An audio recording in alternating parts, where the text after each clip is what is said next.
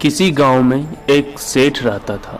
उसका एक ही बेटा था जो व्यापार के काम से परदेश गया हुआ था। सेठ की बहू एक दिन कुएं पर पानी भरने गई। घड़ा जब भर गया तो उसे उठाकर कुएं के मुंडेर पर रख दिया और अपना हाथ मुंह धोने लगी।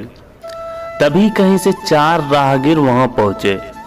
एक राहगीर बोला, बहन मैं बहुत प्यासा हूँ, क्या मुझे पानी पिला दोगी? सेठ की बहू को पानी पिलाने में थोड़ी झिझक महसूस हुई, क्योंकि वह उस समय कम कपड़े पहने हुए थी।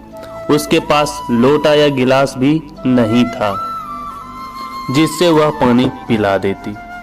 इसी कारण वहां उन राहगीरों को पानी पिलाना उसे ठीक नहीं लगा। बहू ने उससे पूछा, आप कौन हैं? राहगीर ने कहा, मैं एक यात्री हूँ। बहू बोली, यात्री तो संसार में केवल 2 ही होते हैं, आप उन दोनों में से कौन हैं? अगर आपने मेरे इस सवाल का सही जवाब दे दिया तो मैं आपको पानी पिला दूंगी, नहीं तो मैं पानी नहीं पिलाऊंगी। बेचारा राहगीर उसकी बात का कोई जवाब नहीं दे पाया। तभी दूसरे राहगीर ने पानी पिलाने की विनती की।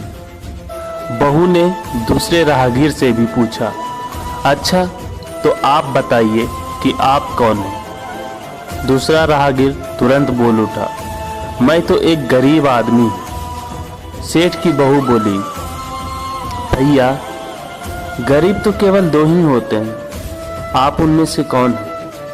प्रश्न सुनकर दूसरा राहगीर चकरा गया। उसको कोई जवाब नहीं सूझा तो वह चुपचाप हट गया। तीसरा राहगीर बोला, बहन मुझे बहुत प्यास लगी है, ईश्वर के लिए तुम मुझे पानी पिला दो। बहू ने पूछा, अब आप कौन हैं? तीसरा राहगीर बोला, बहन मैं तो एक अनपढ़ गवार हूँ। यह सुनकर बहू बोली, अरे भाई अनपढ़ गवार तो इस संसार में बस 2 ही होते हैं, आप उनमें से कौन हैं? बेचारा तीसरा राहगीर भी कुछ नहीं बोल पाया। अंत में चौथा राहगीर आगे आया और बोला, बहन मेहरबानी करके मुझे पानी पिला दे।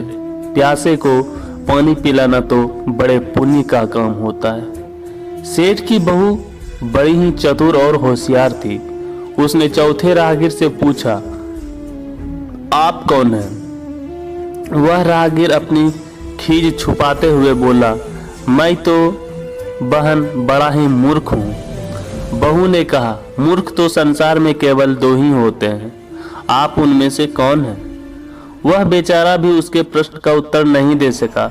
चारों पानी पिए बगैर ही वहां से जाने लगे।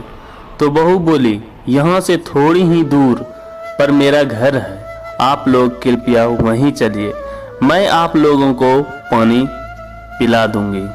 चारों राहगीर उसके घर की तरफ चल पड़े। बहू ने इसी बीच पानी का घड़ा उठाया और छोटे रास्ते से अपने घर पहुंच गई। उसने घड़ा रख दिया और अपने कपड़े ठीक तरह से पहन लिए। इतने में वे चारों राहगीर उसके घर पहुंच गए। बहू ने उन सभी को गुड़ दिया और पानी पिलाया। पानी पीने के बाद वे राहगीर अपनी राह पर चल पड़े। सेठ उस समय घर में एक तरफ बैठा यह सब देख रहा था। उसे बड़ा दुख हुआ। वह सोचने लगा, इसका पति तो व्यापार करने के लिए परदेश गया है और यह उसकी गैर हाजिरी में पराये मर्दों को घर पर बुलाती है, उनके साथ हंसती बोलती है। इसे तो मेरा भी लिहाज नहीं है। यह सब देख अगर मैं चुप रह गया तो आगे इसकी हिम्मत और बढ़ जाएगी। मेरे सामने इसे किसी से बोलते बतियाते शर्म नहीं आती तो मेरे पीछे न जाने क्या क्या करती होगी। फिर एक बात यह भी है कि बीमारी कोई अपने आप ठीक नहीं होती, उसके लिए वैद्य के पास जाना ही पड़ता है। क्यों ना इसका फैसला राजा पर ही छोड़ दूं। यह सोचता वह सीधा राजा के पास जा पहुंचा और अपनी परेशानी बताई। सेठ की सारी बातें सुनकर राजा ने उसी वक्त बहू को बुलाने के लिए सिपाही बुलवा भेजे और उनसे कहा, तुरंत सेठ की बहू को राजसभा में उपस्थित किया जाए। राजा के सिपाहियों को अपने घर पर आया देख उस सेठ की पत्नी ने अपनी बहू से पूछा, क्या बात है बहू रानी, क्या तुम्हारी किसी से कहा सुनी हो गई थी जो उसकी शिकायत पर राजा ने तुम्हें बुलाने के लिए सिपाही भेज दिया? बहू ने सास की चिंता को दूर करते हुए कहा, नहीं सासू माँ, मेरी किसी से कोई कहा सुनी नहीं हुई है, आप जरा भी फिक्र न करें। सास को आश्वस्त कर वह सिपाहियों से बोली, तुम पहले अपने राजा से यह पूछ कर आओ कि उन्होंने मुझे किस रूप में बुलाया है, बहन, बेटी या फिर बहू के रूप में? किस रूप में उनकी राजसभा में मैं जाऊं? बहू की बात सुन सिपाही वापस चले गए। उन्होंने राजा को सारी बातें बताई। राजा ने तुरंत आदेश दिया कि पालकी लेकर जाओ और कहना कि उसे बहू के रूप में बुलाया गया है। सिपाहियों ने राजा की आज्ञा के अनुसार जाकर सेठ की बहू से कहा, राजा ने आपको बहू के रूप में आने के लिए पालकी भेजी है। बहू उसी समय पालकी में बैठकर राजसभा में जा पहुंची। राजा ने बहू से पूछा, तुम दूसरे पुरुषों को घर क्यों बुला लाई हो, जबकि तुम्हारा पति घर पर नहीं है? बहू बोली, महाराज, मैंने तो केवल कर्तव्य का पालन किया। प्यासे पथिकों को पानी पिलाना कोई अपराध नहीं है, यह हर गृहिणी का कर्तव्य है। जब मैं कुएं पर पानी भरने गई थी तब तन पर मेरे कपड़े अजनबियों के सम्मुख उपस्थित होने के अनुरूप नहीं थे। इसी कारण उन राहगीरों को कुएं पर पानी नहीं पिलाया। उन्हें बड़ी प्यास लगी थी और मैं उन्हें पानी पिलाना चाहती थी, इसलिए उनसे मैंने मुश्किल प्रश्न पूछे और जब वे उनका उत्तर नहीं दे पाए तो उन्हें घर बुला लाई।